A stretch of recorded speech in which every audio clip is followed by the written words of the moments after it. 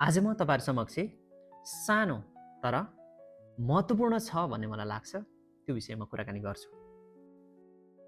हामी कुनै पनि व्यक्तिमा हुनुपर्ने कैयौं गुणहरुमध्येको एक महत्त्वपूर्ण गुण हाम्रो बोली हो भन्ने मलाई लाग्छ। यदि हामीसँग राम्रो बोल्ने शैली छ, तरिका छ र कुनै पनि ठाउँमा फेस गर्न सक्ने यदि क्षमता छ भने हाम्रो आत्मविश्वास त्यो ठाउँमा कन्फिडेन्स छुट्टै हुन्छ मलाई लाग्छ।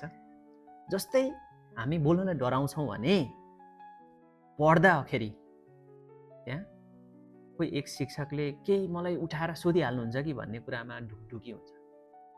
कुनै पनि औपचारिक कार्यक्रममा गयो भने कसैले केही बोल्दैन भन्दाखेरि भागिजाउँ लाग्छ। कुनै पनि ठाउँमा अनौपचारिक रूपमा कहीँ कतै होस् बोल्न पर्यो भने म चाहिँ पछि हटिहालौँ, अनुहारै अर्कै हुन्छ, आत्तिहाल्छ के। त्यही भएर काम त गर्नुपर्छ नै हैन, बोलेर मात्रै हुँदैन भन्नु होला, काम त गर्नुपर्छ नि। तर कामसँगै यदि हामीसँग बोल्नेको एउटा राम्रो क्षमता छ भने तब हाम्रो कुनै पनि ठाउँमा आत्मविश्वास र त्यो ठाउँको हाम्रो हावभाव नै छुट्टै हुन्छ के। त्यसले गर्दा बोल्ने कलाको विकास र त्यो बोल्ने शैली चाहिँ तपाईहरुले विकास गर्नुस् है, म तपाईहरुलाई भन्छु। त्यसको लागि दुईटा मेरो सुझाव।